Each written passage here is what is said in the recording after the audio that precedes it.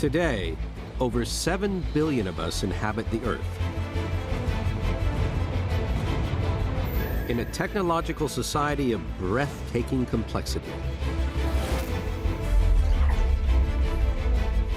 Now, for the first time, we can visualize the invisible bonds that link us all together. The world has really shrunk. We can take in a snapshot of our entire planet in one view. It reveals a fascinating web of man-made networks that allow us to thrive and connect all of us.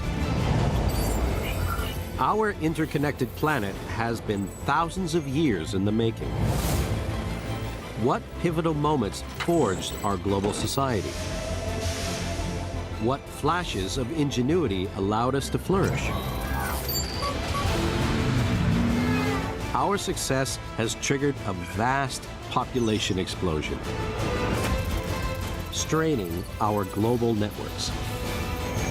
This massive increase of at least 2 billion people is unprecedented. There's going to be some very big challenges in the near future for how we can sustain this human population. To meet these challenges will require our humanity's long tradition of ingenuity and innovation. How to feed 9 billion people is obviously a headache-inducing question. This is not an easy thing to do. The way we do it now cannot last forever, and so we're going to have to find some alternative solutions. This is the story of how our ingenuity created the modern world and how it will shape our future, as seen from space.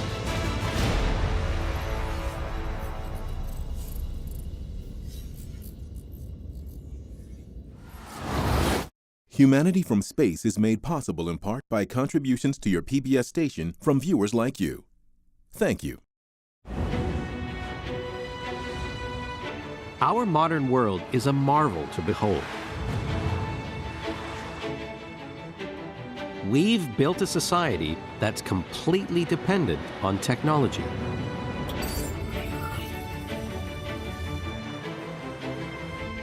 Today, this technology doesn't just govern our lives. It allows us to see a new and fascinating global perspective of ourselves.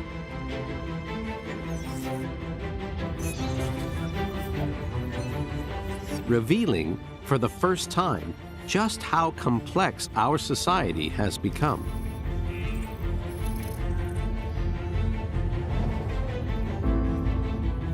Our new planetary perspective shows billions of us are constantly on the move. By land, sea, and air.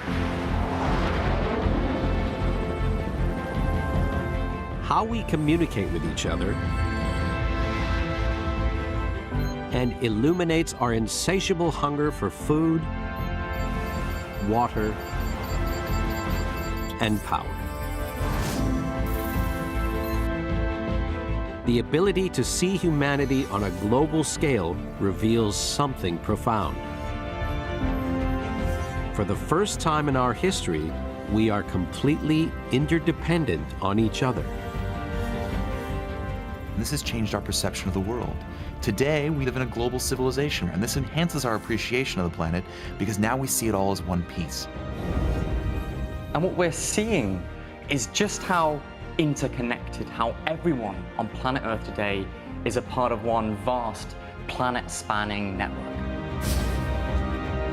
It's easy to take these life-sustaining networks for granted.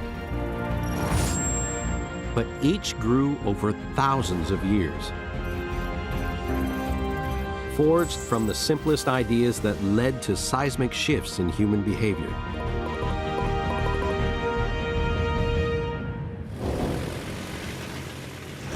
By explaining the human ingenuity that built these networks, we can tell the story of how our modern world came to be, seen from the perspective of space.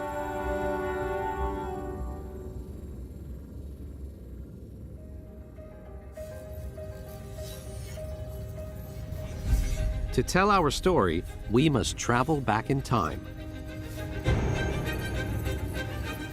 Over 12,000 years. Long before the world we know existed. To a time when less than 5 million humans inhabited the Earth.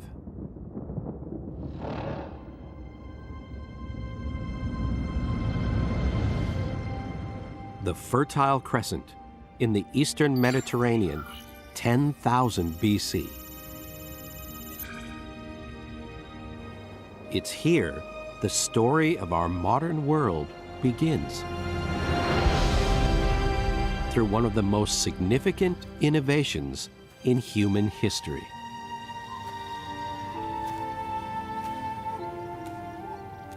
For tens of thousands of years, we lived in small tribes of hunters and gatherers. As nomads, we constantly roamed the land in search of food.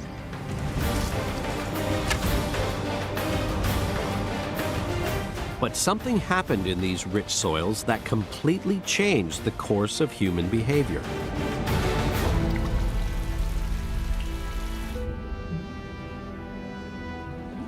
Rather than gathering seeds to eat, we planted them.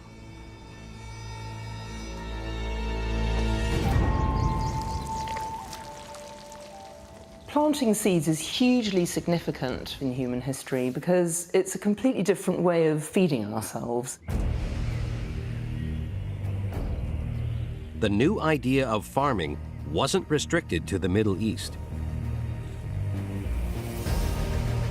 Independently, other tribes in different parts of the world began to have the same thought. From a global perspective, it's possible to see where the roots of farming took hold. In Mexico, the Olmecs planted maize around 9,000 years ago. 8,000 years ago, in the Peruvian Andes, the first potatoes were pulled from the ground. The first rice was sown in the Pearl River Valley in China 7,000 years ago.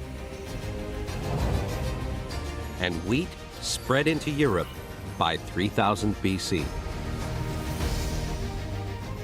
Humanity went through a very transformative shift.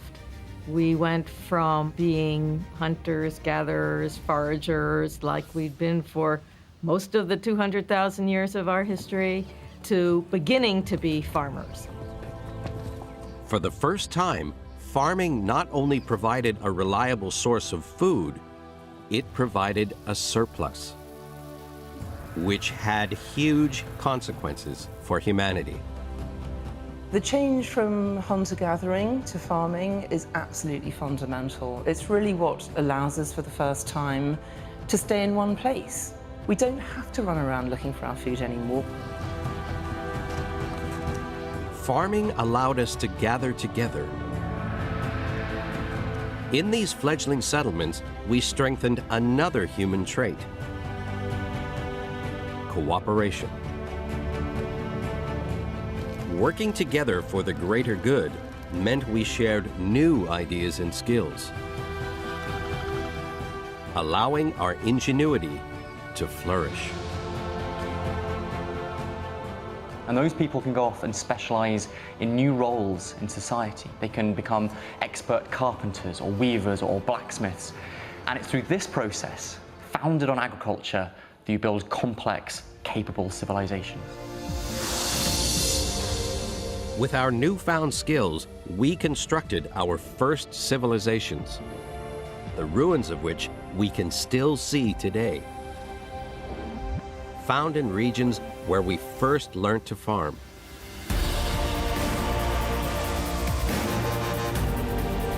Farming allowed us to build our first cities, like Jericho, Erbil, and Byblos, the oldest of which have been inhabited for 11,000 years. These are the roots of our modern world.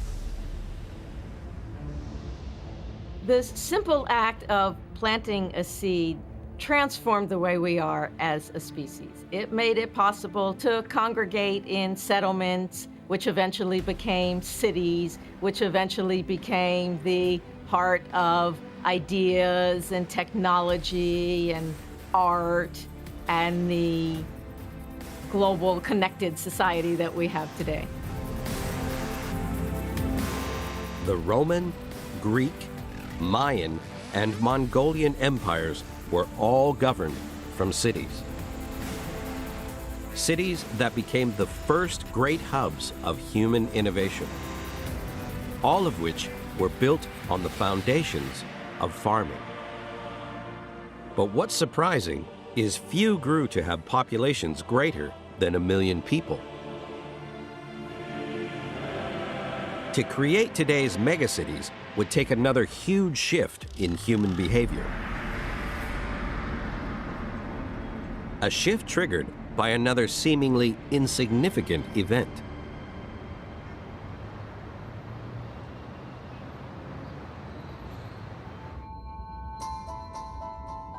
These are our modern cities from space.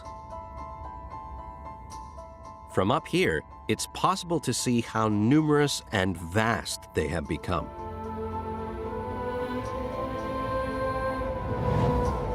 Many are home to over 20 million people. Some have merged to form giant metropolises, huge urban networks that stretch hundreds of miles, where more than 50 million of us have gathered. You see major metropolises all the way up across the Appalachians, down the entire eastern seaboard, up into the granite and the ice of Canada, and you can see all that in one view. In the 90 minutes it takes for us to orbit the Earth, we can see the impact of humanity all around us. We can see that humanity has spread all over the globe. Today, we take our cities for granted. But modern society as we know it couldn't exist without them. Over 500 worldwide now contain more than 1 million people. What's surprising is their incredible growth started just 250 years ago. For most of human history, cities were the exception. There were a handful of large ones and very few in general. Most of humanity lived on the land, and that situation lasted for thousands of years. So what triggered the phenomenal growth of our cities?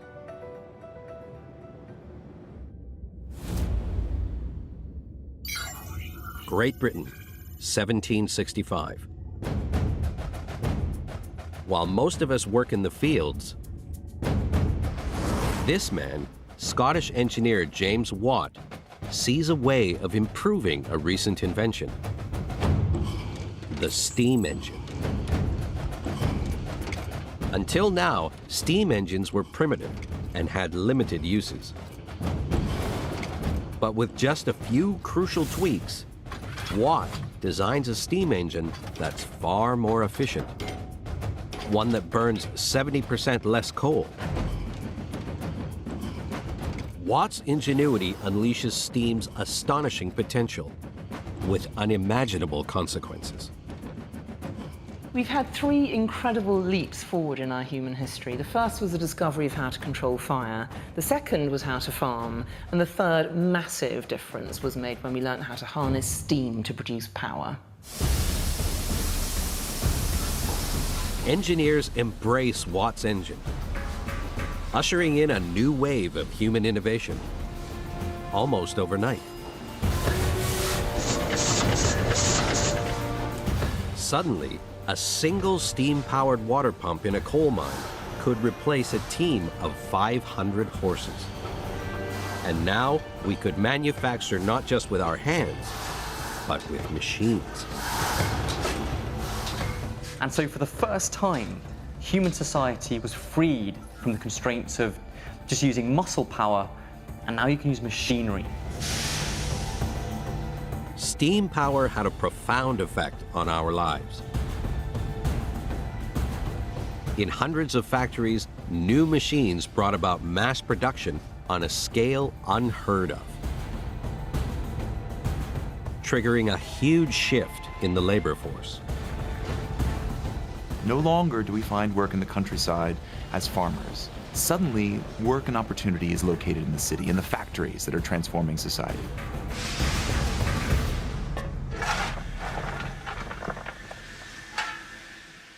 Before 1800, few people ever left the village where they were born.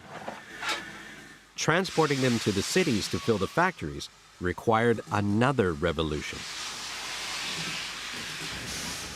One that was also driven by steam.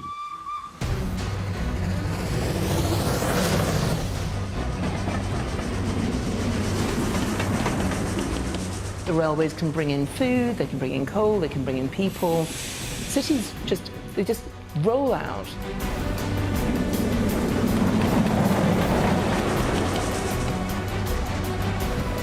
And this in itself became a transformative episode in human behavior and human history. It opened up the world to us. The amazing thing that happens is that cities can grow as big as they like because the railways can bring the food in, they can bring the coal in, it can bring the people in. You know, so these things just go, I mean, you know, you get a great metropolitan splat, basically.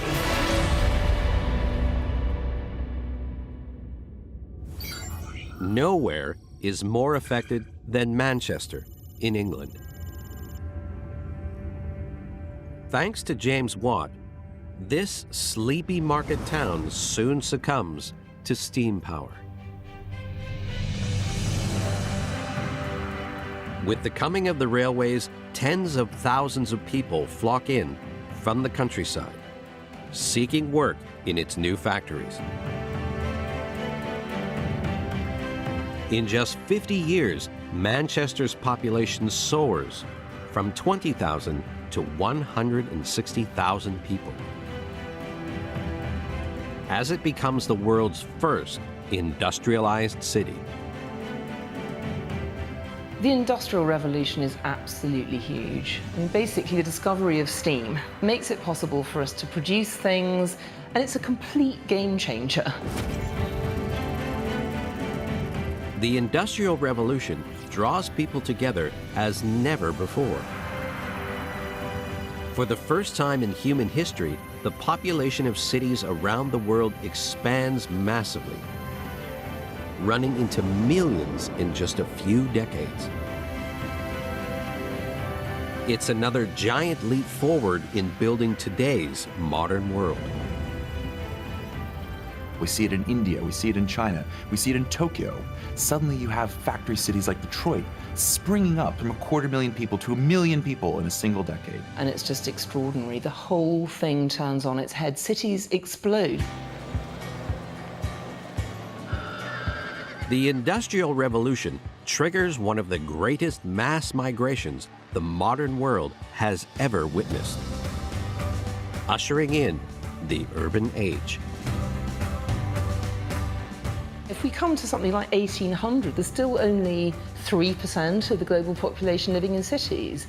Then we get steam power, we get railways, the Industrial Revolution, and complete hockey stick curve. And what started 200 years ago continues today.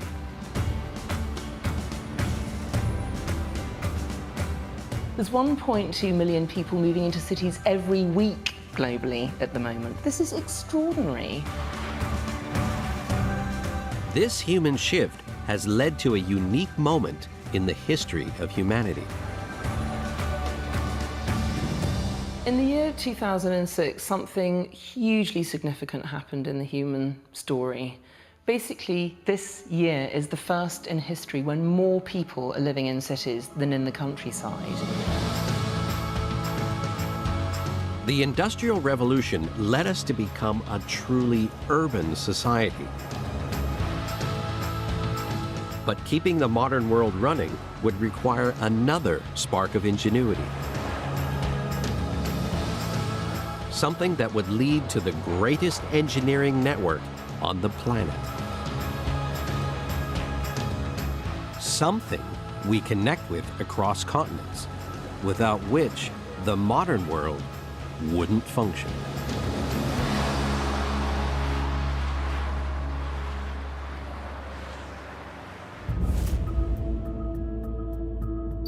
October 28, 2011, Vandenberg Air Force Base, California. 3, 2, main engine start, 1, 0, and liftoff. Altitude with the NPP satellite. NASA launches the Suomi satellite. It's designed to study the world's weather. But with an electronic eye hundreds of times more sensitive than previous satellites, it reveals something remarkable. The interconnectivity of our electrified world. This is the black marble, a cloudless composite of the entire world, made up of thousands of images collected from Suomi over 312 orbits.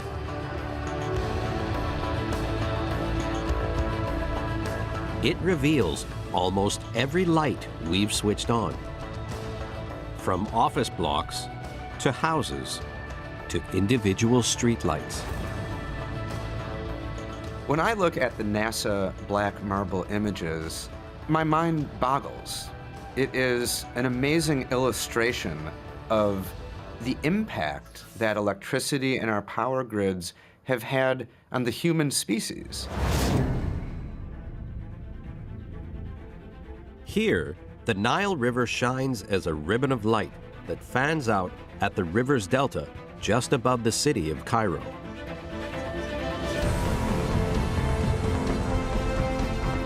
These are the lights of hundreds of fishing trawlers. Unwittingly, they pick out an invisible man-made boundary as they patrol their territorial waters.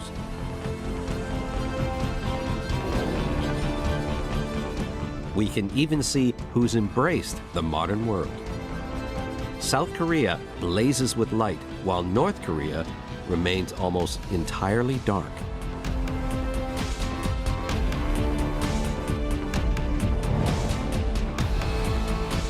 All these lights have one thing in common.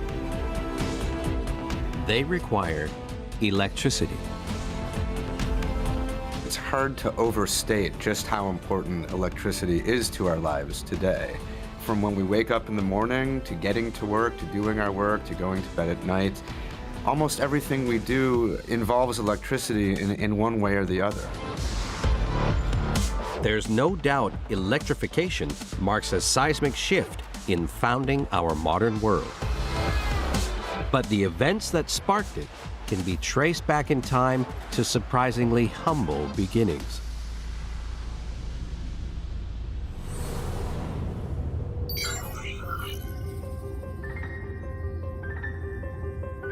December 31st, 1879, Menlo Park, New Jersey.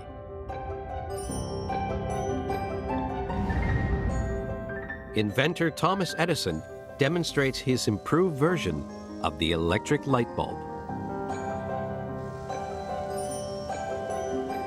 Before Edison, light bulbs were unreliable, expensive, and failed quickly. His breakthrough comes when he makes a filament out of bamboo and carbon. It's a small change, but the consequences are huge. Edison didn't invent the light bulb, but what he did do was tweak and play around with the designs that existed at the time. And looking back, these might seem like insignificant changes, but they got the design to work, and that's the important thing. Edison's bulb shines brighter and longer than any before, lasting for over 1,000 hours. He patents his design and declares, "We will make electricity so cheap that only the rich will burn candles." But a bulb is useless without a source of power. It's only half of the solution, because at the end of the day, you need to get the electricity from where it's generated in your power station to where you need to use it, to your homes and factories. And for that, you need another kind of invention.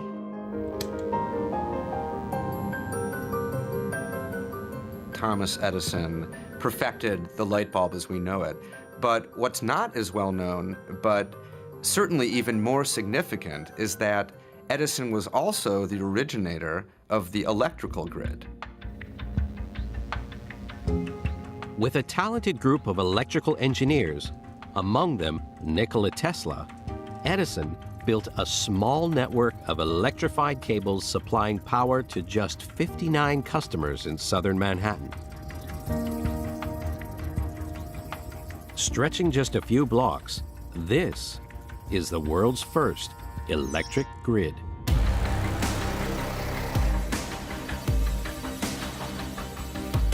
And in a little over 100 years, it has grown exponentially. In North America, hundreds of power stations feed electricity into almost 500,000 miles of high-voltage transmission lines. These, in turn, connect thousands of cities, linking over 300 million people to the North American grid,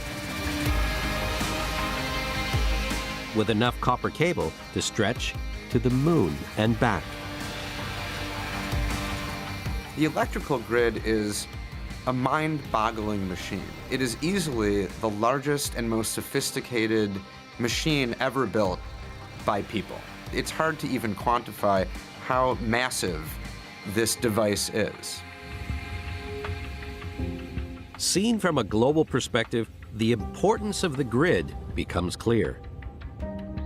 29,000 miles of cable carry electricity throughout Australia.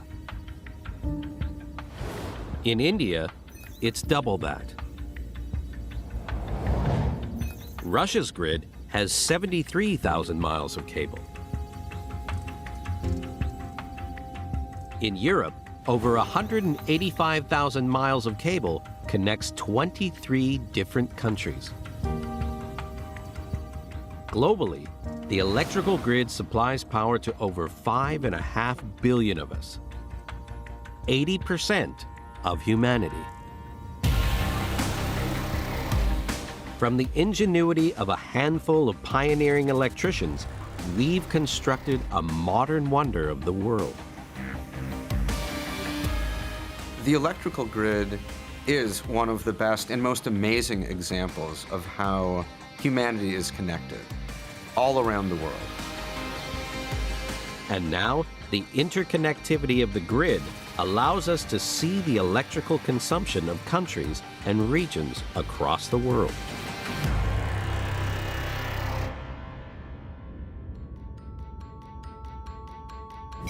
Canada consumes just 2% of the world's electricity. America uses 10 times as much. The combined countries of Europe use another 16.5%. And China accounts for almost a quarter of the world's total. Every day, our electricity consumption could light 500 billion 100-watt light bulbs. Electricity is the lifeblood of our modern world. And the grid we've built to transport it is its veins. Its availability has sparked almost all of our modern inventions, from fridges and TVs, to telephones and computers, to our electrified skylines. It's only when the supply is cut that we fully appreciate its importance.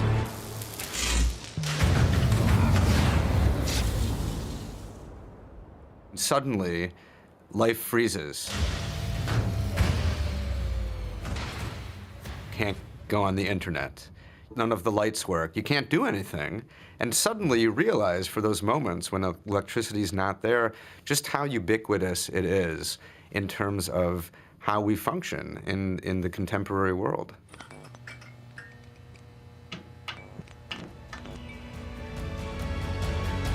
Without electricity, our modern world would be left in the dark. To keep it powered, we've drawn on our ingenuity to provide us with two resources that our society has become completely dependent on.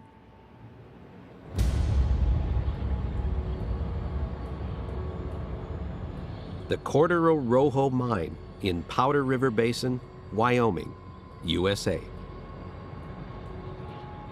This is one of the largest mines in America. A vast hole in the ground over a mile wide.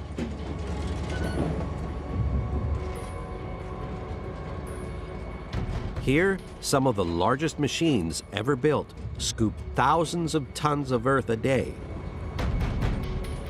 digging for coal. Coal is critical in the story of the modern world. 250 years ago, it fueled the steam engines that triggered the Industrial Revolution, changing human behavior and laying the foundation of our urban society. Today, it influences our lives in another vital way. I think it surprises a lot of people to learn that the bulk of the electricity produced all around the world comes from coal.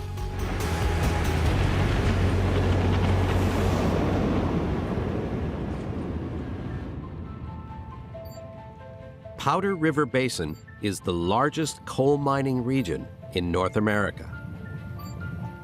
This revealing time-lapse from space shows the extent of coal exploration here over the last 20 years.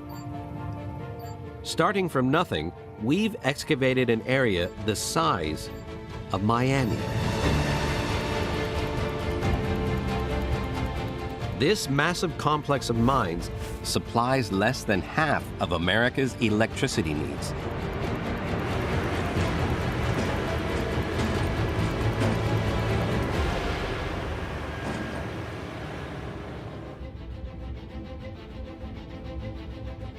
Our dependence on coal has led to a complex network of supply and demand.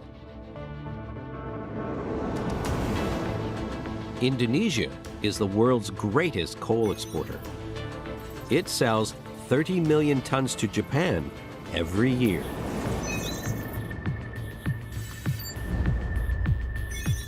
Coal from Australia has fueled China's industrial boom. And much of Europe, the world's largest economy, buys coal from Russia.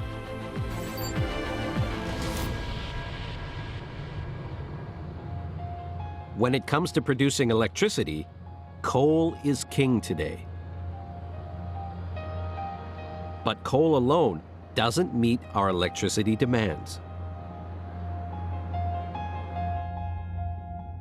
Globally, we use enough electricity every day to power the average American home for over 5 million years. To meet the demand, we've constructed a vast network of power plants. Over 2,300 coal-powered plants generate 41% of our electricity. 439 nuclear power stations supply another 10%, while natural gas feed almost 3,000 plants, generating a fifth of the electricity we consume.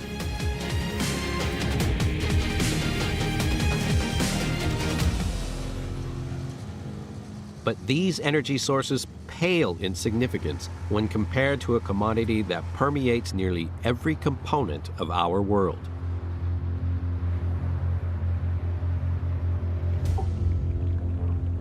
Oil.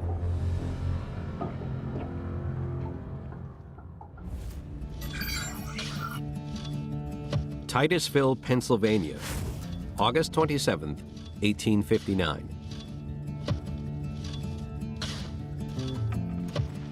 Until now, oil could only be collected where it seeped to the surface. But this man, Edwin Drake, thinks differently. He's hired by the Seneca Oil Company to find a way to extract underground oil deposits. Drake reasoned he could tap oil's potential by drilling for it, in the same way he'd seen miners drill for salt. And he almost immediately started to encounter problems. It didn't go well at first. What essentially happened, the further down they got, they began to hit water. And this well began filling up with water and it collapsed. So it was a complete disaster. He's practically laughed out of town. Drake's folly will never work. People began calling him Crazy Drake, because they literally thought he was crazy. No one had done this before successfully. Drake doesn't give up. He uses iron pipes to shore up the sides of his well. And guess what? It worked. He was able to drill down to about 70 feet, and lo and behold, oil was coming up out of that well. And then people didn't think he was so crazy anymore. Drake's ingenuity proves another powerful example of how a small innovation can radically change the scale of human endeavor.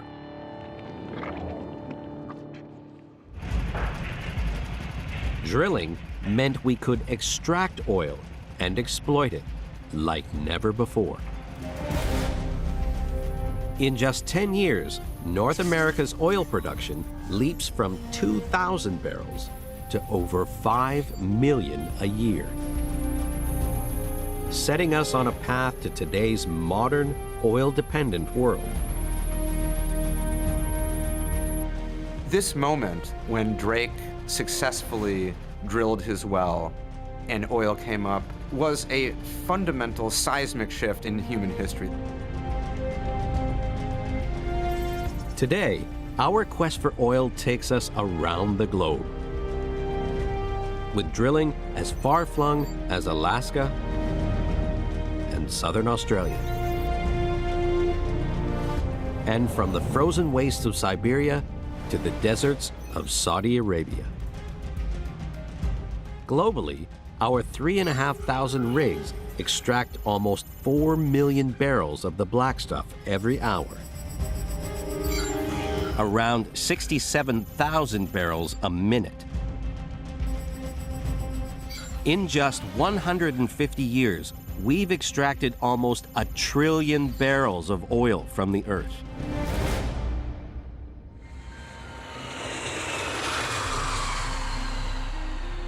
Without oil, our modern world would be grounded. It's what keeps our planes, cars, and ships constantly circling the globe. But oil does so much more than keep us on the move. Our ingenuity has found ways of using it that even Edwin Drake could never have seen. Nearly everything that we use, every product we engage with every day, is related to oil in some way. The versatility of oil is everywhere. Walk down any street in any town, and it surrounds you. From the tarmac under your feet to the paint on walls, to the goods in store windows and the plastic in cars. It's synthetic fibers in our clothes. The very chair I'm sitting in. The pesticides, the insecticides we use to grow the food that we eat. The toothbrush I use to brush my teeth. Televisions or mobile phones. The camera that you're using to film me right now. Everything that you can think of is tied to oil in one way or another. It's really amazing. So in a sense, we are utterly dependent to this black stuff. Oil's influence over us is so huge, a tiny shift in its value impacts every part of our lives. From our ability to travel to the price of a loaf of bread or a quart of milk.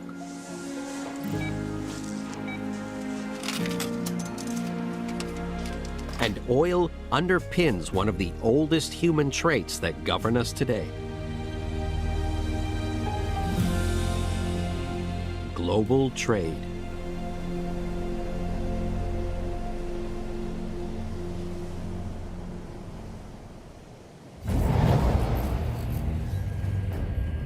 Our modern world is built around a series of vast, interconnected global networks. Millions of miles of roads and rail,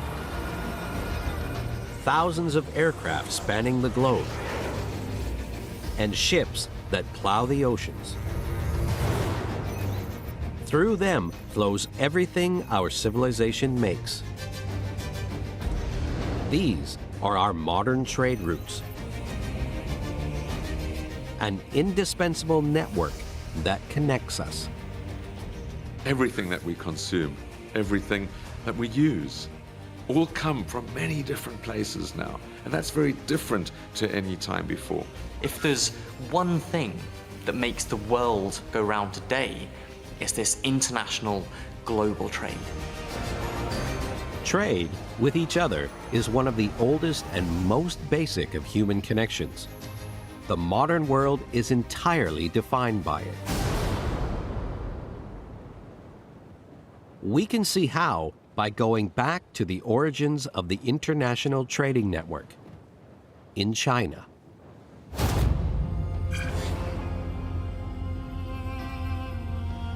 The Chinese were pioneers of trade. Over hundreds of years, the Han Dynasty created a network of paths over 6,000 miles long.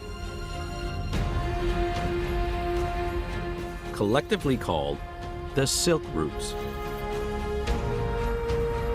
Stretching across continents, the Silk Routes are widely recognized as the first intercontinental trade network. And the significance was profound because it brought the East and the West into contact with each other for the very first time. The Silk Routes provided Rome, Egypt, the Middle East, and China with a regular, reliable means of trading,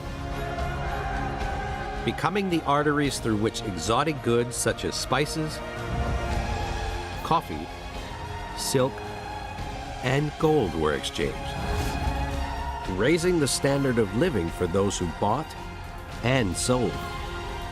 Before the introduction of silk into the Roman Empire, they had scratchy and crumply linen and wool, and to them, silk was a revelation. They went gaga over it. But trading over land was often arduous and dangerous. By the mid-1400s, war between the Byzantine and Ottoman dynasties meant the Silk Routes became impassable.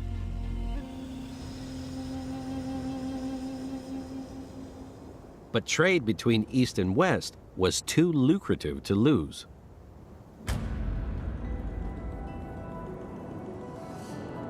So an alternative route to the Far East was needed.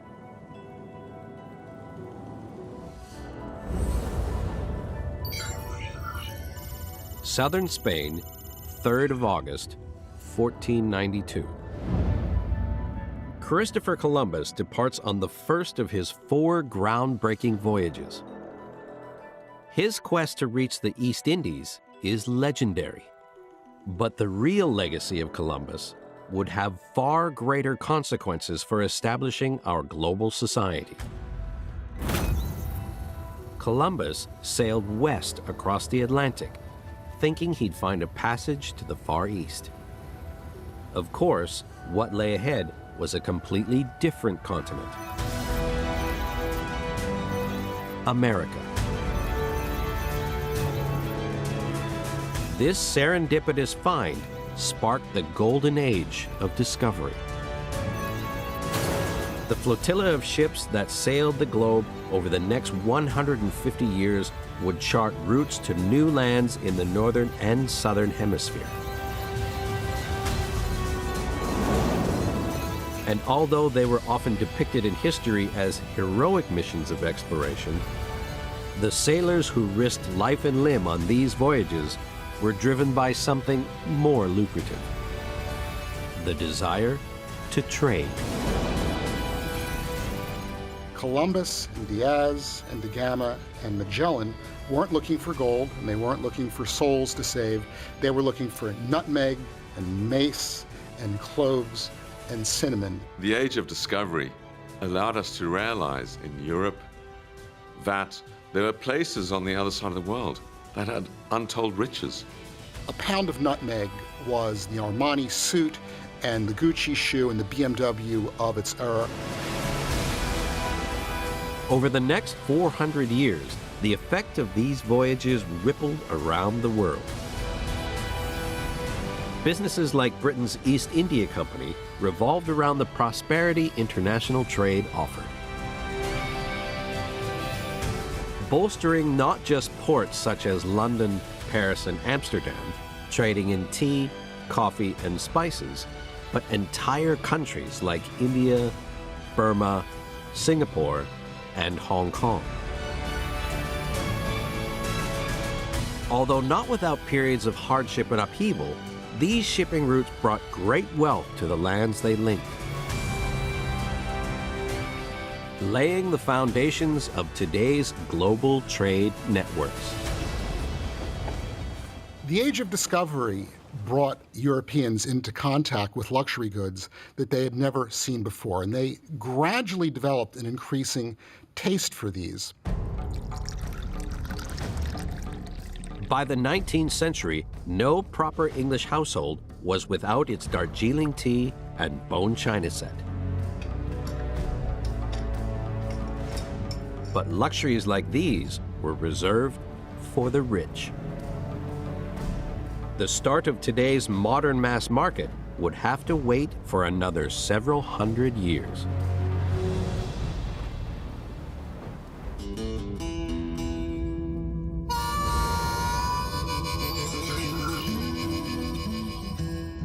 Port Newark Elizabeth, New Jersey, April 26, 1956.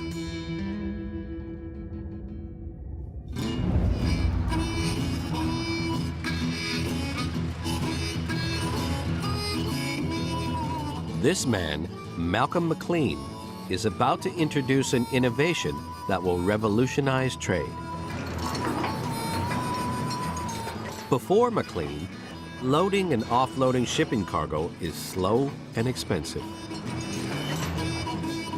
Grain was craned into the hold, and hundreds of porters packed goods into every available space. McLean's bright idea was to standardize the process using shipping containers. It's just a box. But what the shipping container does for you is it gives you a unit of trade, something which is uniform in size anywhere in the world, and you can have the space on the ships and the cranes and your transporting trucks all adapted to something the same size. The one-size-fits-all container slashes the costs of loading in an instant from around $6 to just 16 cents a ton. And it's that incredible increase in efficiency which really drives down the cost of shipping with a container, and it makes international trade so much cheaper. Cheap shipments meant people all around the world could afford more. Today, it's grown into a $4 trillion network. With thousands of ships carrying over 120 million containers every year. From space, global positioning satellites track the movement of this immense fleet. revealing today's international shipping network.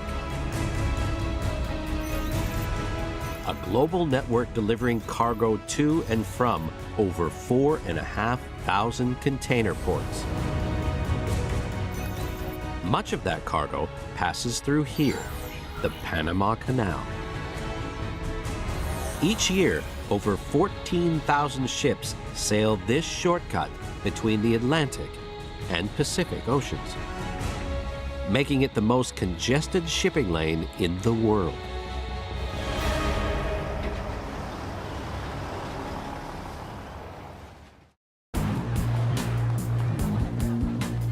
To appreciate how the humble shipping container has changed your life, just walk into your nearest supermarket.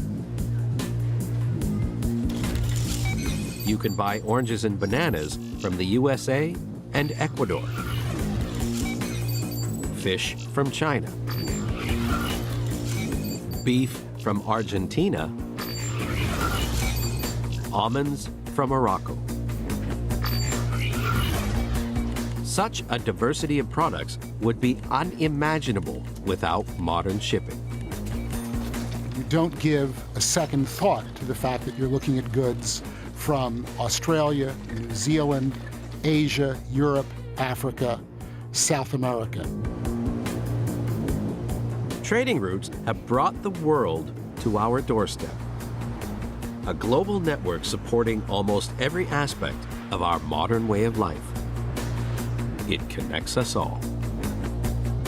The ability to buy goods from around the world, the shrinking of the world in terms of its marketplaces, has brought us a degree of interconnectedness that makes the world everyone's country. But in the modern world, it's not just goods that are constantly on the move. Now, it's populations that move around the world quickly. We can cross countries, continents, and cultural boundaries in a single day. Yet 150 years ago, many believed traveling faster than a galloping horse would suffocate you. So what triggered today's global travel?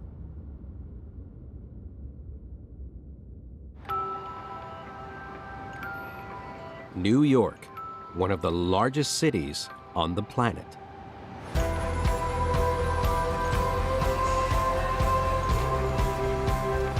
Today, over 800 different languages are spoken here at any time.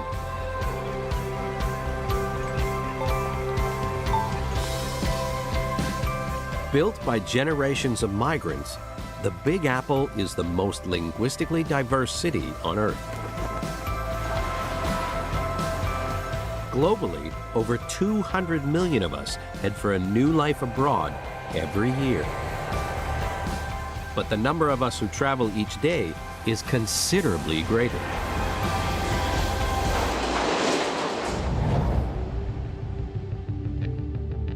At any one moment, a staggering 1/5 of humanity, around 1.5 billion of us, is on the move. Navigating a complex global network made up of roads and railways, shipping lanes, and flight paths. Transportation has opened up the world, enabling us to go almost anywhere at any time. But just 100 years ago, virtually none of this infrastructure was in place. It took thousands of years for our ancestors to move across the land bridge into North America, for example.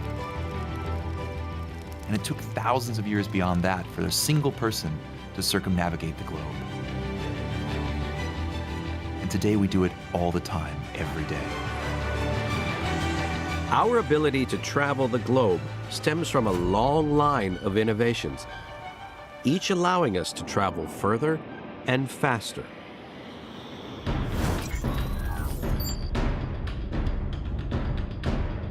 For thousands of years, we moved by foot, allowing us to travel between villages. By boat, we could head upriver and reach the next town.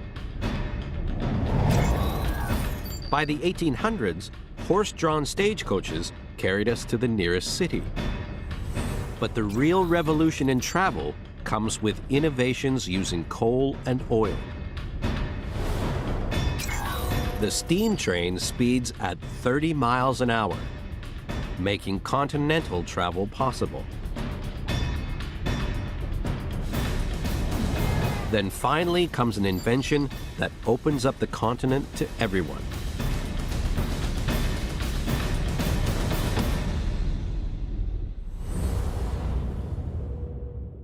October 1st, 1908, Detroit, Michigan. Industrialist Henry Ford designs an assembly line mass-producing his car, the Ford Model T. It slashes manufacturing costs, making the car cheap enough for the average American to buy. Over the next 20 years, 15 million roll off the factory floor, beginning a radical gear change in human behavior. And the car is really the technology that binds us together and marks us as a modern civilization. Because the car fulfilled the dream that we'd had for centuries, which was point-to-point travel in individual form. The mass production of cars drives a new network, our roads. America's first highway stretched 600 miles from the Potomac to the Ohio River. 100 years later, and North America had built the world's largest road network. 4.5 million miles worth. Globally, over 35 million miles of roads link cities, countries, and even continents together. Today, you can drive 11,000 miles non-stop, from John O'Groats, Scotland, to Cape Town in South Africa. String out all our roads, and they'd wrap around the equator well over 1,000 times, allowing us to drive over 1 billion vehicles worldwide. One for every 7 of us.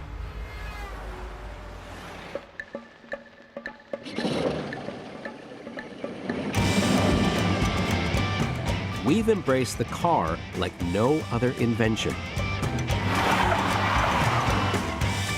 Today, billions of us head out on the highway every day. The car represents freedom, the ability to remake one's life, the ability to find a new job, the ability to live is still dependent on the car. This personal freedom has transformed how and where we live, and in doing so, we've transformed our world. Now suddenly metropolitan regions span for miles, and we're able to live at scales that were completely unheard of, even generations before. And that sets the final stage for transportation that takes us beyond the city to a global scale. Surprisingly, the innovation that triggered humanity's largest spanning network predates Ford's car by 5 years.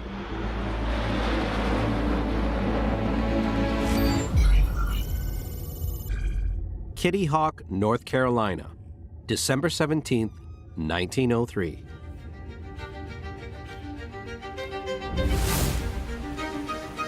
On this bleak, windswept beach, the Wright brothers test a machine called the Flyer.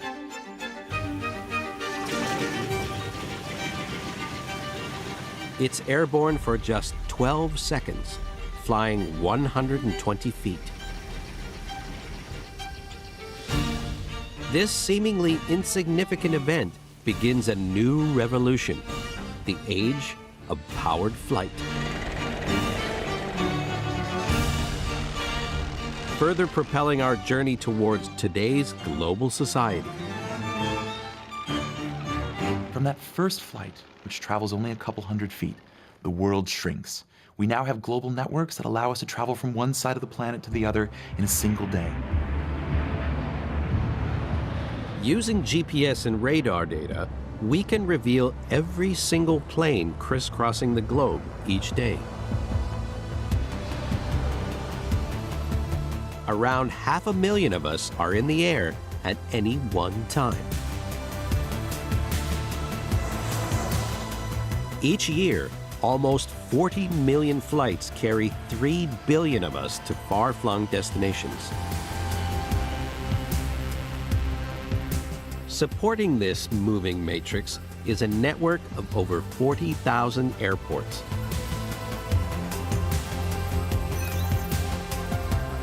Atlanta's Hartsfield-Jackson International is the busiest airport on the Earth, serving 95 million passengers in a year to 225 different destinations. Today, aviation paints an incredible picture of modern human movement. With the invention of the aeroplane and international flights, it's not only shrunk the world, but it's also connected the whole of humanity, the whole planet, into a single, interconnected city. Today, viewing our modern methods of transportation, an astonishing picture emerges.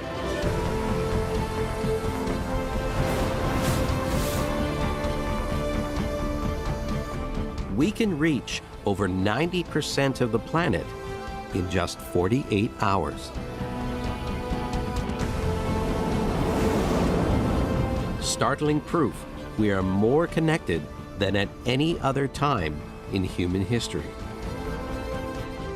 It has changed our perception of the world. We can now see ourselves as members of a single society, as members of a single race. Travel in the modern world finds us in ways unimaginable a century ago. But in the last 20 years, we've developed a transformative network that connects humanity in a very different way.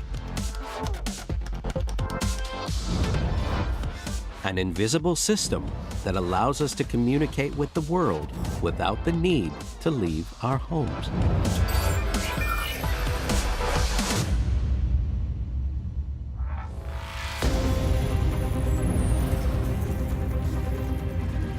Today, billions of us carry around miniature computers.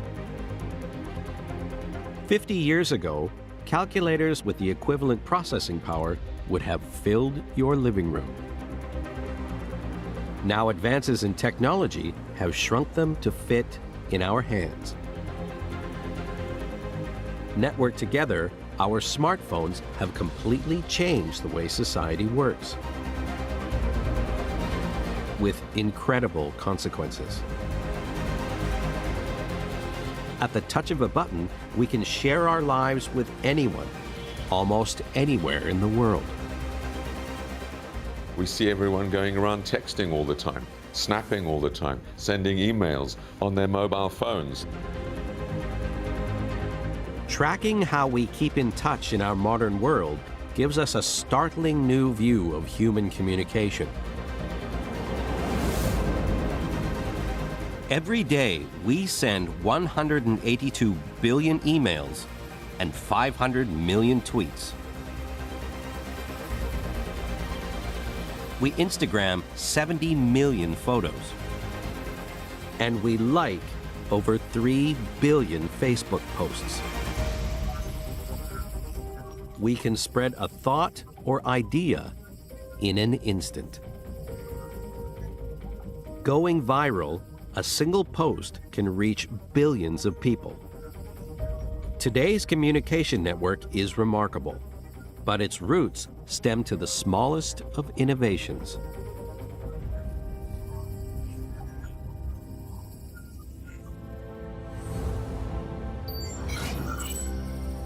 Mainz, Germany, 1450. For centuries, books and scriptures were printed with these wooden letters. Each letter is meticulously carved and every page individually printed. Until blacksmith Johannes Gutenberg had a very simple idea. He makes his printing press letters from lead. Metal letters can be cast rather than carved, speeding up printing enormously. Before 1450, to print a book, it would take maybe 2 weeks, maybe a month. Now, with Gutenberg's very flexible and very fast invention, you could print a book in an hour. The consequence of Gutenberg's lead letters is stark. It makes printing 100 times cheaper. What the availability of cheap books and pamphlets did was it made people want to learn to read and write. Reading and writing is no longer restricted to the rich. Over the next 500 years, the printing press becomes the method of mass communication, rolling out billions of books and newspapers. The printing press wasn't just a technological innovation, it was socially transformative. It allows people to exchange their ideas far more widely than they ever would have been able to before.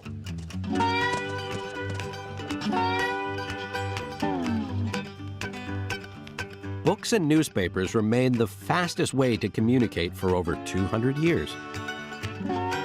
But they could only travel as fast as they could be carried. In the case of America, taking over a week to travel from East Coast to West. Until the early 1800s sees the arrival of an invention that speeds up communication exponentially.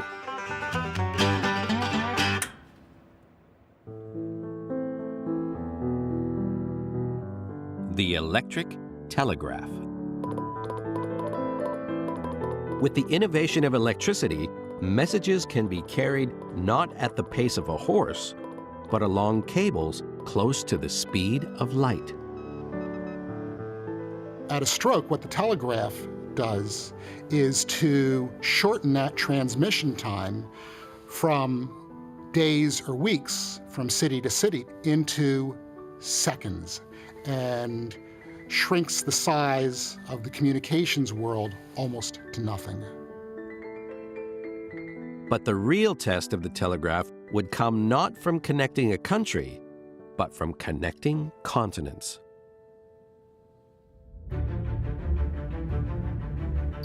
July 29, 1858. In the mid-Atlantic, two ships are moving closer together. Both carry cable made from 7 wound copper wires. Slowly and carefully, the cables are bound together, creating the first transatlantic telegraph cable. And so for the first time, Europe and America became joined by an electrical wire, and we could harness electricity to send messages to each other. On August 16, 1858, Queen Victoria sent a telegraph message to President Buchanan. The Queen desires to congratulate the President upon the successful completion of this great international work, which now connects Great Britain with the United States. In all, Her Majesty's message of 99 words took 17 hours and 40 minutes to transmit. Laughably slow by today's standards. But the significance is stark. When you think about what that actually meant, is that people were communicating across this vast ocean far, far quicker than a letter could ever have been sent by boat. Bringing 2 continents together was a huge achievement, phenomenal. Fast forward to today, and over 500,000 miles of submarine fiber optic cable connects every continent on Earth. This communications network has doubled in size in the last 5 years alone. This is the Southeast Asia, Middle East, Western Europe 3 cable. It's an engineering masterpiece stretching almost 24,000 miles, linking 33 countries directly to each other, from Belgium to Japan. Through it, we send the equivalent of 200 billion words every second. If you and me would speak these words, we would have to start babbling at the time Jesus Christ was on this planet and talk day and night without sleeping, without stopping, without eating, and we would still be talking right now. This amazing modern network isn't confined to the ocean floor. Around 35 million miles lace America alone. Together, these cables have created the ultimate communications network. One that defines how we interact and communicate today. The Internet.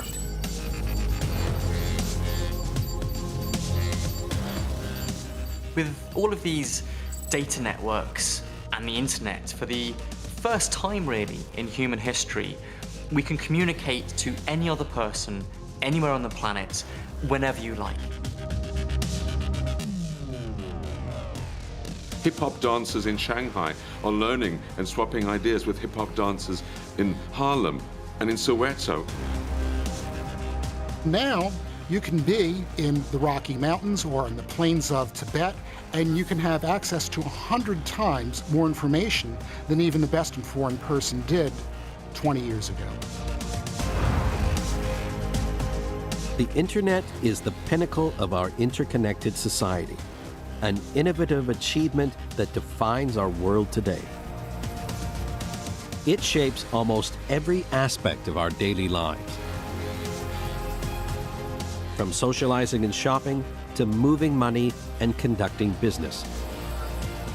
We can do all this instantaneously from anywhere in the world. The Internet shows just how global our civilization has become.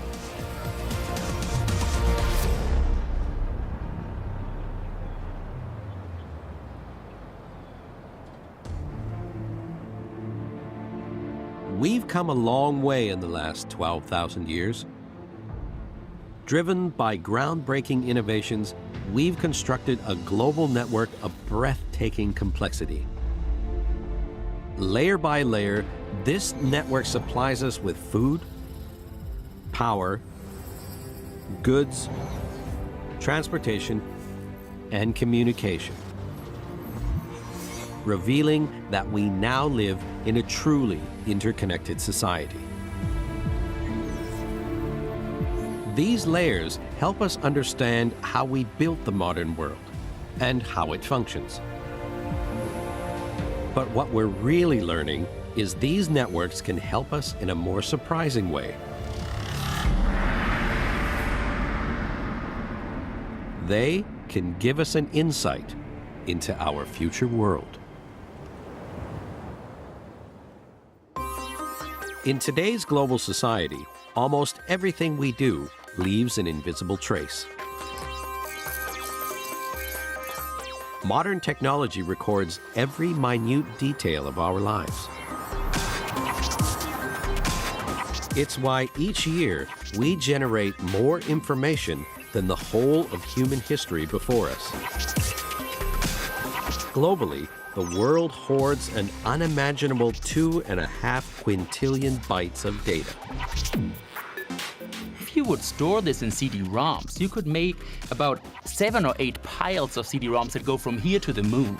7 or 8 of them. Today is the day of data. This data has become incredibly valuable. It allows us to build a detailed picture of our modern world. But more importantly, it helps expose our vulnerabilities.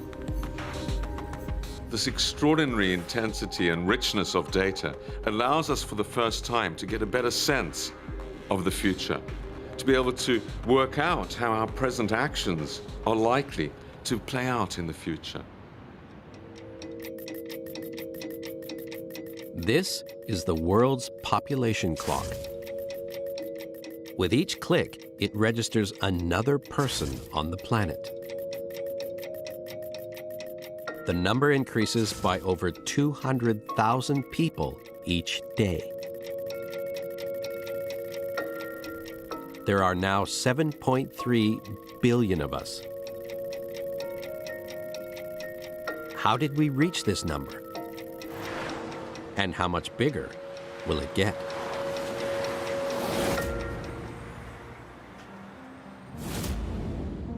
For most of humanity's existence, our population was stagnant. It took 11,500 years to reach 1 billion people. But only another 130 years to double that. We've been very effective at successful agriculture and feeding our own mouths and extracting the raw materials out of the ground, out of the earth, and converting them into the crucial materials that we're building our society out of. In the last 50 years, our population has doubled again. Our success has set us on an irreversible track.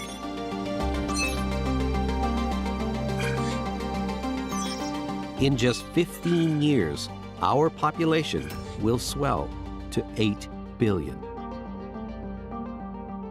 20 years later, it's predicted to peak at over 9 billion. An increase of 2 billion people, not in thousands of years, but in a single generation. We're about 7 billion people now. But this massive increase of at least 2 billion people over the next 35 years or so is unprecedented. The world's population has never increased by so many. Innovation has led us to this unprecedented population growth. The big question is, are we becoming victims of our own success?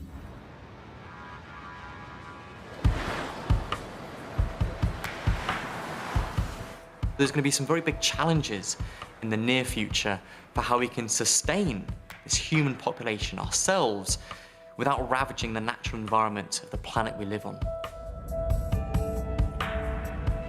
These challenges revolve around food. Food is life. Without it, we die. I can't state it more simply. Food really is life.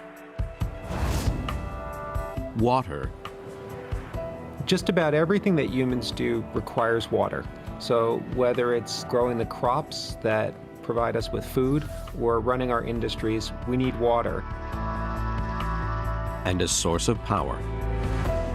How are we going to tackle this problem of keeping the lights on, keeping our vehicles powered? The clock is ticking. With every day that passes, our rapidly growing population demands more food, water, and energy. How can we meet the demand on a planet with finite resources? And can we do it while keeping the accelerating pace of change from spinning out of control? As scientists, we know that our climate changes naturally. We've always known that.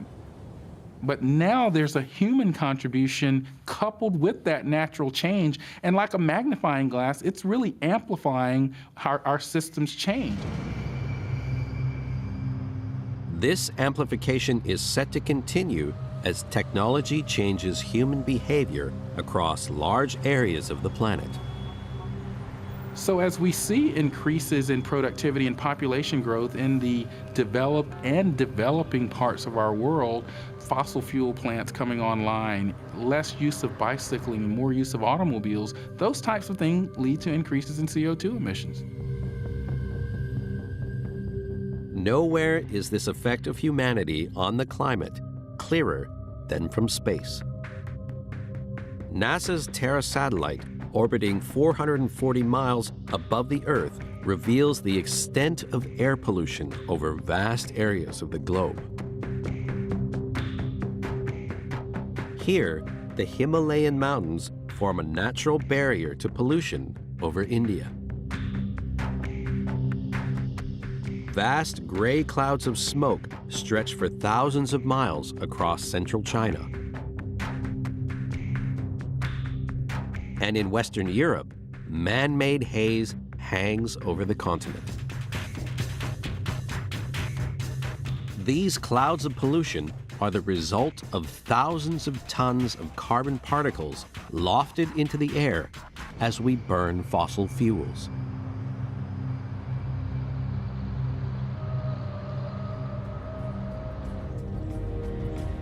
The way we do it now cannot last forever. And so we're going to have to find some alternative solutions. These are challenges that we face, and when you throw in 2 billion people more over the next 35 years, it should be apparent what the scope of the problem is. The wealth of data we generate today exposes the weaknesses of our modern world. But it's also a powerful tool in focusing our ingenuity to alleviate the issues we face, allowing us to better prepare for the problems a rapidly growing population present. We can use this data to understand the future, the patterns that are shaping how civilization will evolve.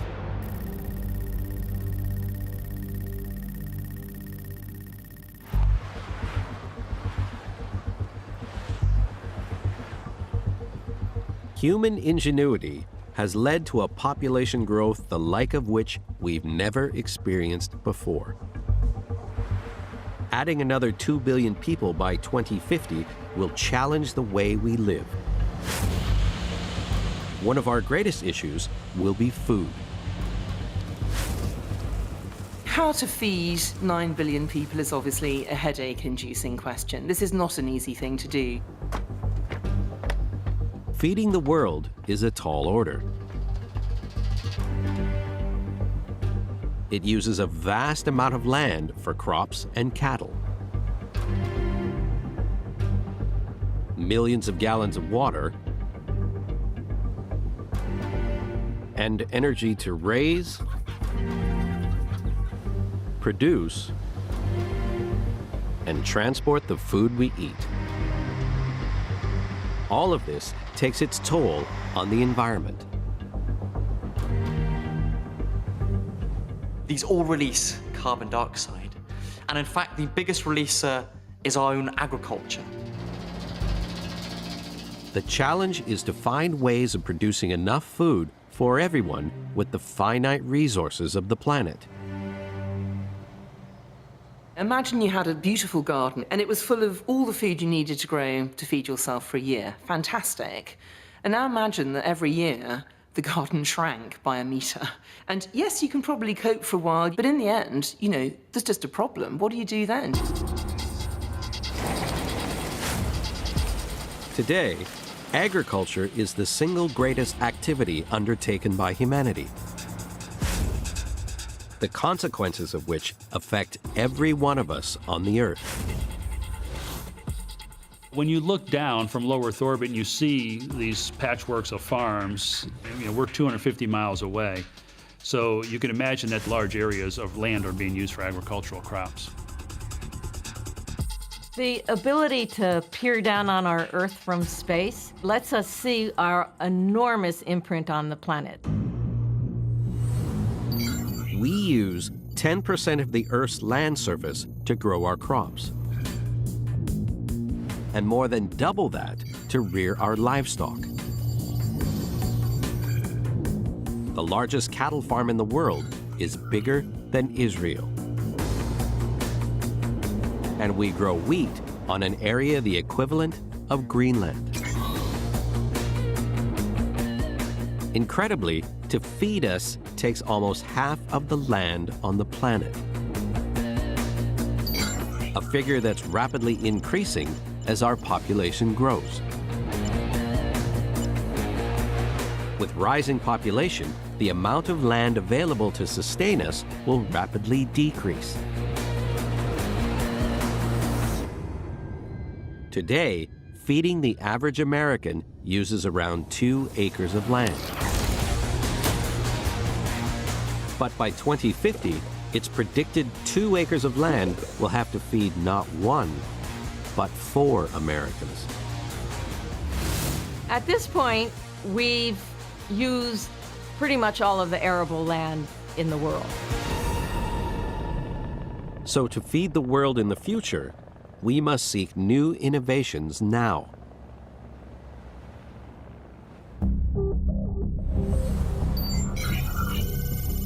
Chicago, on the shores of the Great Lakes. It's home to the Green Sense Farm. It may not look green inside, but substituting the sun with these pink LED lights allows for a very different way of planting.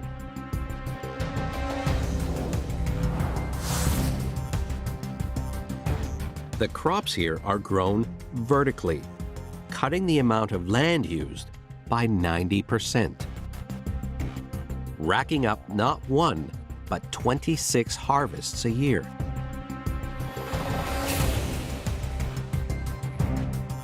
Urban farming not only saves land, it saves water too. These crops use only 10% of the water they'd need out in the fields.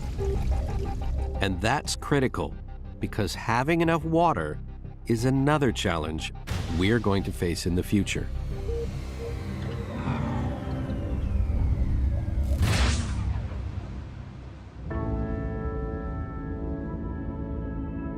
A shortage of water may seem paradoxical. From space, it's clear to see the Earth is a water world. But most of it we can't use. 97% of the water on Earth exists as seawater, and only about 2.5% is present as fresh water. And the amount we can tap into is even less. The majority of that fresh water is tied up as glaciers and as groundwater that's too deep for us to pump. So only about 1% of the water on Earth exists as fresh water, and that's truly a limited resource. Of that 1% of fresh water, a staggering 2/3 is used to make our food.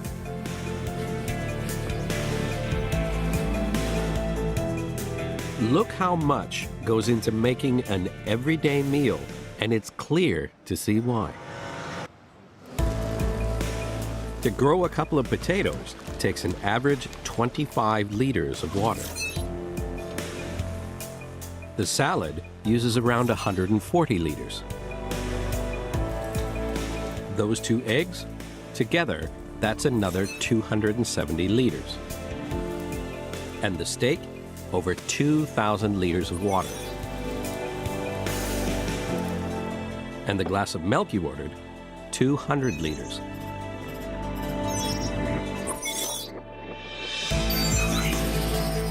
In all, it takes around 2,600 liters of water to create this meal. And millions are eaten every hour. So much of the food that we eat was ultimately grown in a field where there was irrigated agriculture. So the vegetable, the meat, the glass of milk, all of those things took large quantities of water to make. It's why water is fast becoming one of our most precious commodities. Looking at the world from orbit, we can see the consequences of our global thirst. I'll never forget wanting to take a picture of the Aral Sea, and it took a few orbits to actually find, few attempts to find the Aral Sea because it's no longer a sea. Over 20,000 miles of canals and 45 dams have robbed the Aral Sea of water.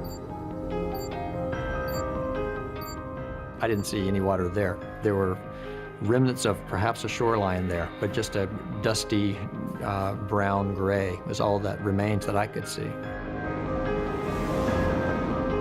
It's not the only water that's vanishing. The Yellow River in China, drained for agriculture, only 10% of its waters reach the sea. The Indus River in Pakistan, again, only around 10% of water is left in the river. And in America, less than 10% of the waters of the Colorado ever reach Mexico.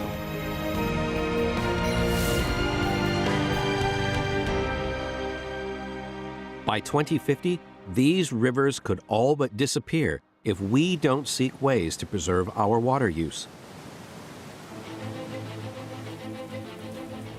It's why growing food that helps preserve land and water will continue to be critical in the future.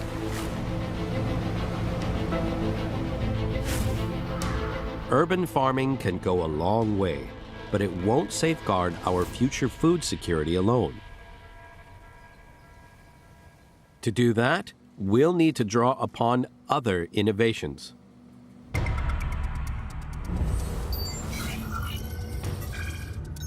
Harpenden, north of London.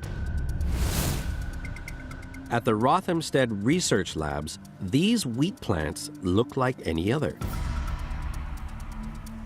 But here, scientists are engineering them to produce more wheat. Currently, wheat accounts for 1/5 of the calories consumed by humans. But with a rapidly expanding population, this soon won't be enough. The primary way that we've increased the amount of food that we've produced is by increasing yield.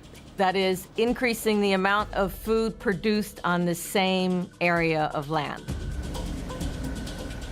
A whole range of technologies have been developed to increase wheat yields. Irrigation, pesticides, fertilizer to put more nutrients in the soil.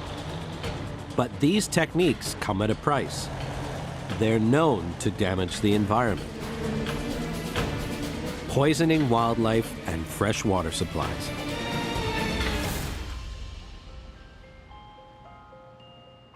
At Rothamsted, scientists are improving 2 other technologies that can help increase yields: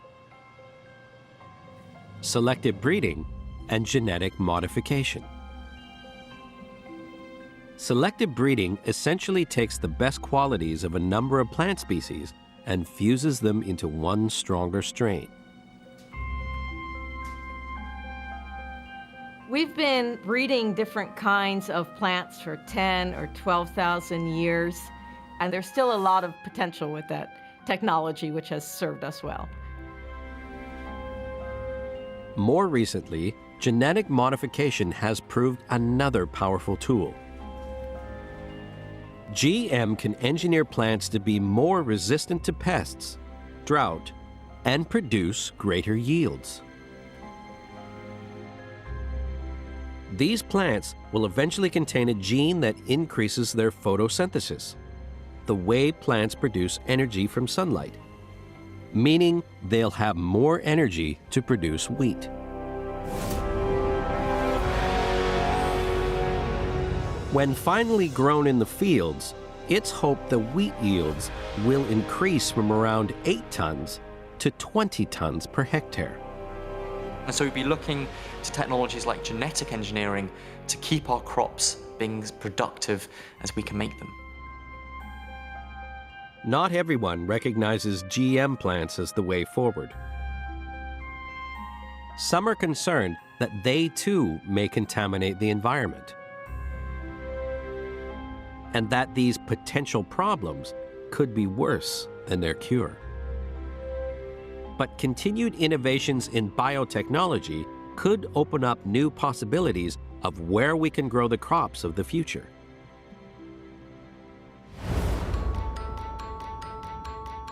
We could see drought and flood-tolerant rice grown in India and Pakistan, drought-tolerant corn in West Kansas, maize planted in parched parts of Uganda, and wheat harvested in semi-arid areas of Africa, Australia, and South America. The efficiency biotechnology offers in growing our food could also help in curbing climate change. Surprisingly, agriculture produces about 1/4 of the greenhouse gases from human sources going into the atmosphere. One of the biggest culprits is food transportation. Take a pound of oranges. Grown and eaten locally, they produce around a pound of carbon dioxide. But fly them in, and the emissions rise by over 500%. Biotechnology employed by urban farming drastically reduces the need for transportation. Grown on an urban farm, lettuces typically travel around 50 miles to reach our table. But if they're imported, they travel closer to 1,500 miles, producing far more greenhouse gases.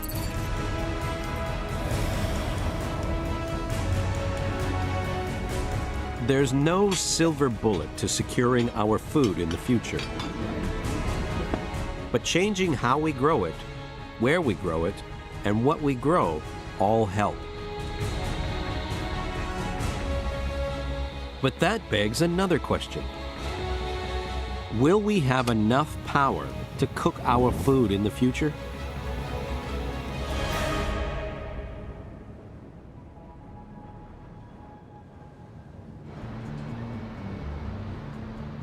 Much of what we do every day demands power. Manufacturing, moving, eating, having fun. As the population races towards 9 billion, we'll need even more power. 300 years ago, the Industrial Revolution started a mass migration. Since then, more and more of us have flocked to the cities. At the moment, we've got roughly 3.5 billion people living in cities. And astonishingly, the prediction is that by 2050, there's going to be 7 billion. It's going to be double the number. And this is a human transition to scale that we've never seen before. What's truly amazing is that we're going to build more cities in the next 40 years than we've built in all of human history. Our cities of the future will need energy. Lots of it. We'll need vast amounts of oil and coal to build them. A ton of steel alone uses 3/4 of a ton of coal to make. And when we finish building them, we'll need even more fossil fuels to power them. By 2050, it's predicted 70% of the world's population will live in urban areas. Such a rapid change means our society is driving headlong into a radically different future.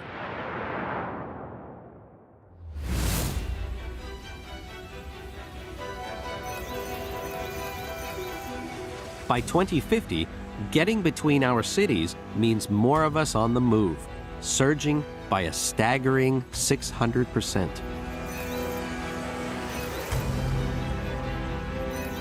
Air passengers soar from around 3 billion today to 16 billion. The equivalent of flying 44 million people a day. And the number of cars on the road leaps to 2 billion. So China today has 250 million of those vehicles and is adding 20 million a year as a middle class discovers it wants the car and the freedom that it conveys. In Beijing, the roads are already jammed with over 2 million cars. A figure that grows by 1,500 every day.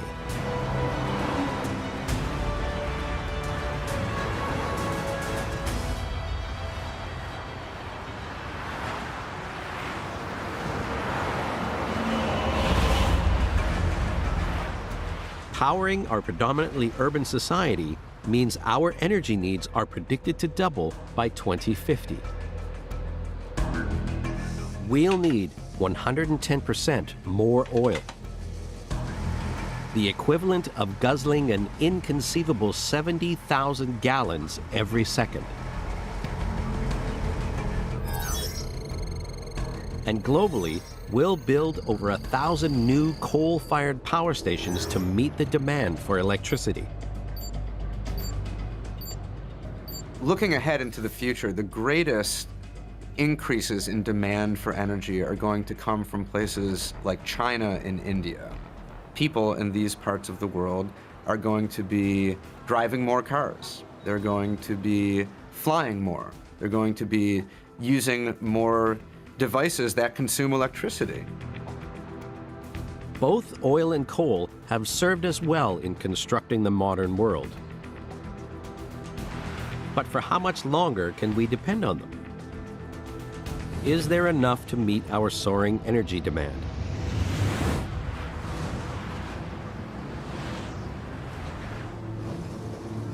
At our current consumption rates, oil is likely to last for around 50 years. Coal may see us through to the next century. So at least for a while, we might just have enough. But using what's left of these resources will get us into hot water. There's a lot of coal left in the ground, but if you burn all that coal to generate the power you need, you now have a very big problem with climate change. You can't burn your way out of this. Using fossil fuels could add an extra 300 billion tons of carbon dioxide into the atmosphere by 2050, greatly increasing the effects of climate change.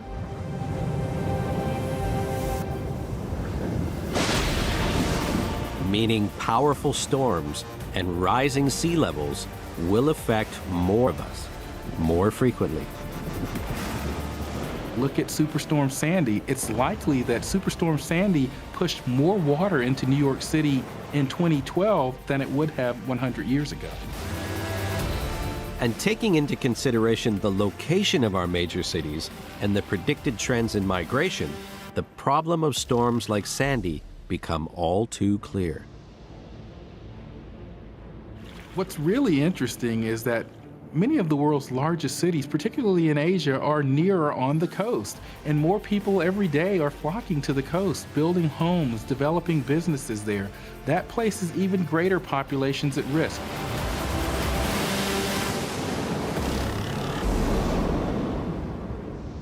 Over the next 35 years, the population in coastal cities in Asia is set to skyrocket. Future predictions show just how many more people will be at risk. Worldwide, coastal flooding threatens to invade up to 1 billion people by 2050.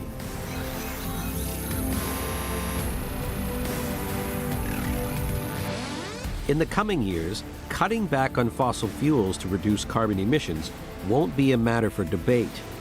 It will be a necessity. But there are alternatives already out there. Human beings have an amazing capacity for innovation. We are supreme tool makers. We create things. And we are already beginning to create technologies and machines that will provide us with alternative ways of creating and gathering energy.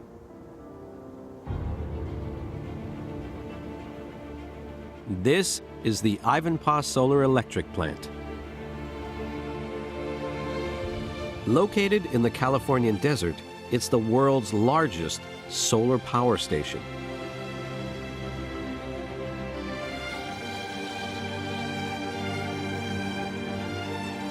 Over 300,000 computer-controlled mirrors focus sunlight on the top of this giant tower.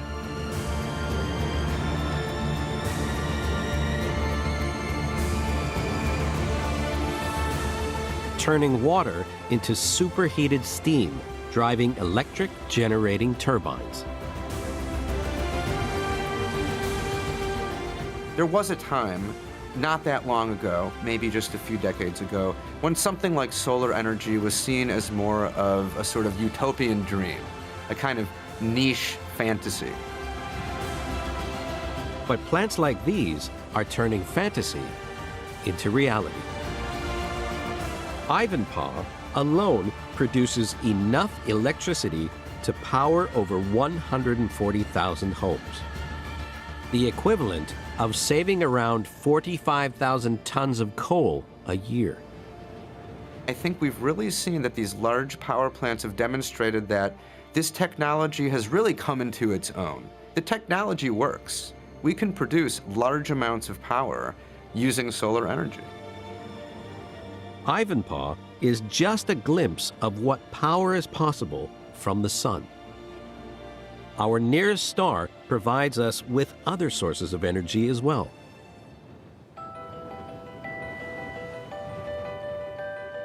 Its heat drives the world's winds.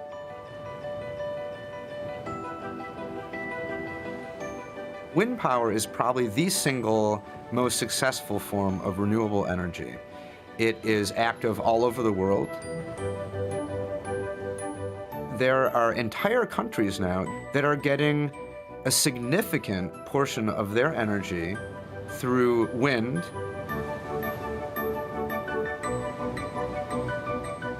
And along with the moon, it raises and lowers our oceans around the world.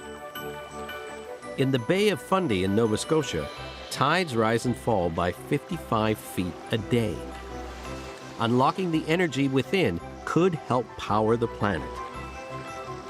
There are scientists and researchers right now working on amazing technologies that are getting better every single day at being able to take the power of waves and make that useful for us. Each year, the sun delivers enough energy to meet our global needs 20,000 times over.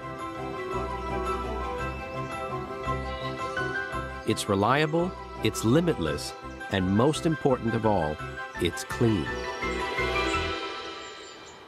And we're tapping into it. In the last 5 years alone, the energy provided by solar power has increased by almost 100%. China can now produce almost 400 gigawatts of renewable energy at any given time, more than twice the total energy consumption of Africa. In Canada alone, wind power has risen almost 2,000% in 10 years, powering 1.5 million homes and businesses. All with barely a whiff of greenhouse gases. Long before we ever started taking coal out of the ground and drilling for oil, we relied mainly, essentially, on the power of the sun. Looking ahead, we will come full circle to once again relying on the sun to produce most of our energy. There's only so much coal and oil in the ground, but the sun will shine on for billions of years. The wind will always blow. Water will always flow. The sun offers a way to wean us off fossil fuels. Technologies that harness its energy could significantly help meet the demand of our ever-growing energy needs. So do we have a bright future ahead of us?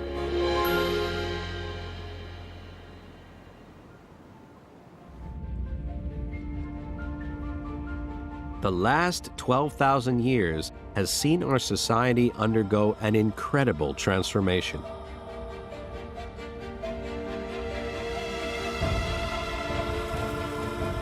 From sparsely scattered nomads to building the modern world.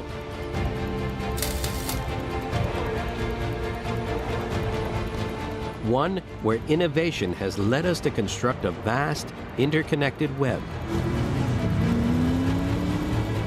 A web that now touches all of us. This incredible connectivity leads to greater interdependency. It also means we have to care about the systems and each other more, because what we do as individuals affects others more. We now have the ability to see how we are all connected. The things we do during our daily lives generate vast amounts of information. Put it all together, and we can see our species as never before, on a global scale. How we move, eat, trade. And if you want to understand any aspect of our modern world, you can do it at the click of a button. This is the breathtakingly complex planet we've created. For the first time in history, what all this data allows us to do is see ourselves in our fullness. But the success of our modern world hangs in the balance. Our ingenuity comes at a price. We've created a world that must support 7 billion people. And in just a human generation, the number is set to rise by another 2 billion, propelling us into an uncertain future. As a species, we certainly are facing some big challenges in the coming years. But our civilization has triumphed against adversity before.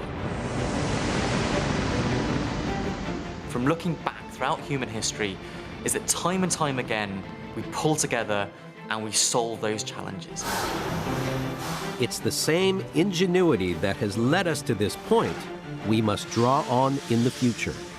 We've showed throughout the ages that we are able to meet global challenges through technology, through our brain power. We are inventive in ways that surprise even us, the very people who are being inventive. Today, we can draw upon a vast pool of resources to solve the problems that lie ahead. We have more knowledge than we've ever had before. We have incredible ingenuity. We have the ability to share knowledge, to spread knowledge, to build on knowledge. For the first time in human history, thanks to the digital network, we can now communicate with everybody at any time, everywhere, instantaneously. We've got so much data, we've got so much information. I believe it would be a tragedy if we don't use it effectively. And we need to learn to use it. And that period will give us the wisdom to understand how we've used it. How we decide to manage changes in the future with the information we have today will determine our outcome. Would I like to live in the future? Which future? Because I don't believe in the future, that there's a single future ahead of us. I want to make the future. I believe we all make the future together. And so I want to live in a future that's even more connected than it is now. I want to belong to a global society that binds us all together in ways where we can achieve our full potential. And I think that future is possible.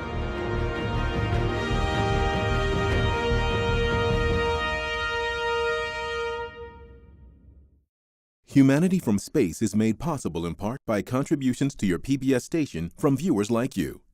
Thank you. Humanity from Space is available on DVD. To order, visit shoppbs.org or call 1-800-PLAY-PBS.